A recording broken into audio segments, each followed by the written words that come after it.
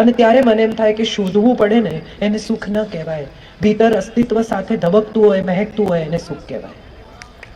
તમારે વિચારવું પડે કે મારા જીવનમાં શું સારું. તમે એમ કહો કે બે સારી અદ્ભુત વાત તમારા પતિ વિશે, તમારા દીકરા વિશે, તમારા જીવન વિશે કહો કે બે એવી વાત કે જે બીજા કોઈને નથી ઈશ્વરે આપીને તમને જ આપી છે, કે વિચારીને કહું એવું તો કઈ છે જ નહીં. હું તો નોર્મલ જ છું. આ તો બધા નોર્મલ જ છે. આપણે કોઈ એબનોર્મલ વ્યક્તિની વાત જ નથી કરતા. પણ તમારી પાસે કશું એવું અલગ છે. તમે સૌથી જુદા છો. અને આ વાતનો નમૂનો શું છે? આ વાતનો પુરાવો શું છે? આ વાતનો પુરાવો એ છે કે ઈશ્વર રોજ આટલા માણસોને જન્મ આપે છે, કોઈની ફિંગરપ્રિન્ટ એકબીજા સાથે મળતી નથી. સૌની ફિંગરપ્રિન્ટ જુદી છે. એનો અર્થ જ એમ છે કે સૌની અલગ ફિંગરપ્રિન્ટ. અને તમે જુઓ, ફિંગરપ્રિન્ટ એવી છે કે જે છાપ તમે છોડો એ ક્યારેય ભૂસાતી નથી. આ તમારી છાપ છે. અને આ છાપને તમે કેવી રીતે સામેની વ્યક્તિ પર છોડો છો એ હું માનું છું તમારું ગમવું અથવા ન ગમવું છે. કોઈ તમારી બાજુમાં 10 મિનિટ બેસે અને ઊભા થાય ત્યારે તમને એમ થાય કે હશ, અને કોઈ તમારી બાજુમાં 10 મિનિટ બેસે અને ઊભા થાય તો તમને એમ થાય કે બહુત કરીબ થા કોઈ, બસ ઉઠકર ચલા ગયા. હજી તો વાત શરૂ થઈ હતી એ વ્યક્તિ સાથે અને જતા રહ્યા. અરે યાર, થોડું વધારે બેઠા હોત, એમની પાસેથી થોડું વધારે મળી શક્યું હોત, થોડી વધારે મજા પડી હોત. પણ એવું થતું નથી. કારણ કે આપણે બધા જ આપણી છાપ સામેની વ્યક્તિ પર પાડવા માટે એટલા ઉતાવળા હોઈએ છીએ. છાપ આપોઆપ પડતી હોય છે, પાડવાની જરૂર નથી. હું તમને બહુ મજાની વાત કહું. ફ્લાઇટમાં ટ્રાવેલ કરતા હો, ટ્રેનમાં ટ્રાવેલ કરતા હો, તો બાજુવાળા સાથે કેટલા શિવલરસ, કેટલા નમ્ર, કેટલા વિવેકીઓ છે. ના ના, કઈ વાંધો નહીં, it's okay, it's all right. ના ના, બેસો ને તમે, કઈ નહીં. પેલો હાથ રાખે, ના ના કઈ વાંધો નહીં, રાખો ને. અને ઘરમાં સવારે 9, 9:30 વાગે જો રસોડામાં હસબન્ડ આવીને એમ કે એક કપ ચા કરી અત્યારે હોય, જેની સાથે જીવનભર રહેવાનું છે એની સાથે આપણે સૌથી તોછડા છીએ. અને જેની સાથે થોડા કલાક પણ નથી ગાળવાના એના ઉપર આપણી છાપ પાડવા આપણે કેટલી ઉતાવળા છીએ. અને આ તમે જુઓ, આમાં જરાય ક્યાંય પણ તમને જો એવું લાગે કે હું ખોટી છું તો કહો મને. અજાણી વ્યક્તિ સાથે આપણે કેટલા બધા સારા બનવાનો પ્રયત્ન કરીએ છીએ, અને આપણી પોતાની વ્યક્તિની સાથે કે તો મને ઓળખે જ છે, હું તો આવી જ છું, એવું હોય. પતિ પણ એવા કે ભાઈ હવે એને શું કહેવાનું આઈ લવ યુ, એને ખબર જ છે, ખબર છે છતાંય સાંભળવું ગમતું હોય તો. બધું જ સમજતા હોઈએ તેમ છતાં કોઈ દિવસ એમ કહી દે કે થેન્ક યુ યાર, તું ઘરની અન્નપૂર્ણા છે, રોજ સૌને ગરમ જમાડે છે. તરત રડવું આવી જાય, સુખના આંસુ આવી જાય કે ચલો કોઈકે મારી નોંધ લીધી, કોઈકને ગમ્યું. રોજ સારું જ ખાવાનું બનતું હોય, આપણે કોઈ દિવસ કહેતા નથી કે વાહ આજે બહુ સરસ. મીઠું વધારે પડે એ દિવસે કહીએ કેમ, મીઠાના ભાવ ઉતરી ગયા છે, હાથ છૂટો થઈ ગયો છે મીઠામાં. સારું કહેવાનું તો આપણને સૂઝતું જ નથી. જો ભૂલ હોય તો આપણે તરત કહી દઈએ છીએ. આ સાસુ પણ છે, આ પતિ પણ છે, આ માં પણ છે, બધા જ આવું કરે છે. આમાં કોઈ એક વ્યક્તિની વાત નથી કે કોઈ એક જેન્ડરની પણ વાત નથી. આપણે સૌ એકબીજાને ગમવા માંગીએ છીએ, પણ ગમવા માટેના પ્રયત્નો કેટલા કરે છે. સાદી વાતો જીવનની આપણે આપણા જીવનમાં ઉતારતા નથી. અને કહેવાય પણ આવા મોરારી બાપુનું લેક્ચર હોય કે ભાઈશ્રીનું હોય કે નલિનભાઈનું હોય, આપણે સાંભળવા હોશે હોશે જઈએ, પણ એમાંથી કંઈ ઘરે લાવવાનું તો કે ભાઈ બહુ અઘરું, એવું બધું એ તો કહે થાય નહીં. એમને તો બોલવાનું છે, આપણે તો કરવાનું છે. કેટલા બધા લોકો મને કહે છે તમારી વાતો મને ગમે બહુ, પણ થતી નથી.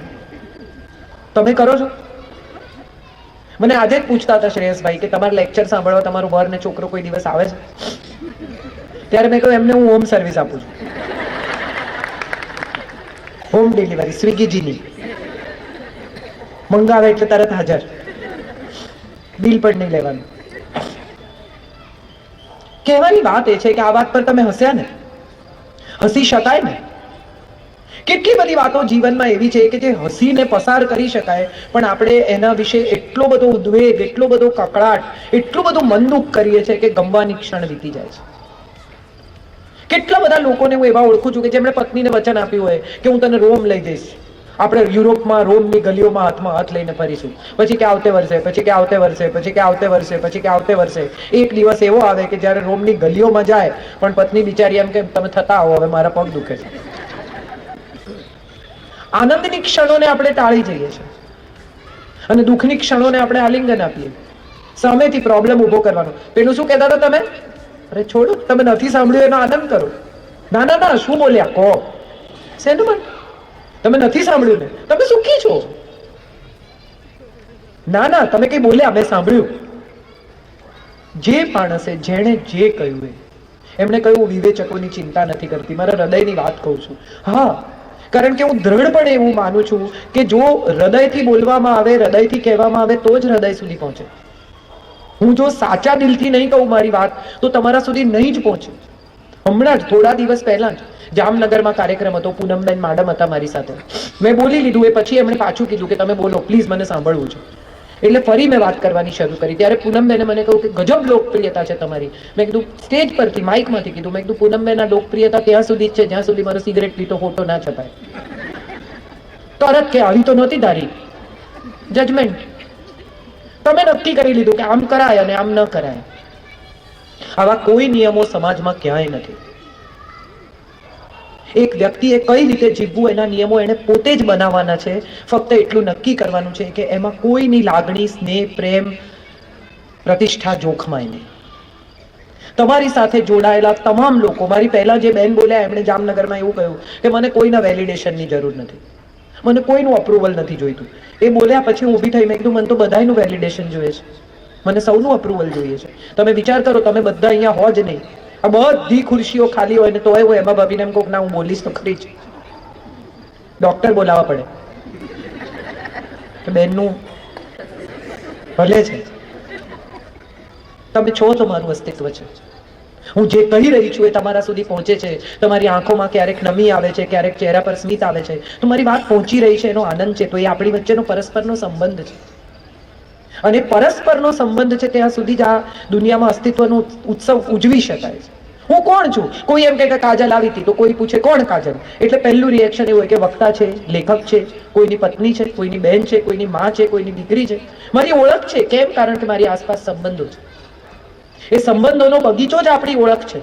પણ આપણે તો બધા એકદમ હોશિયાર છીએ, મારે કોઈની જરૂર નથી. ના, મારે બધાની જરૂર છે. કારણ કે મારે ટકી રહેવા માટે, મારા અસ્તિત્વની પુષ્ટિ માટે, મારા સ્નેહ માટે, મારી લાગણી માટે, મારા ઋણાનુબંધ માટે મને તમે બધા જોઈએ છે.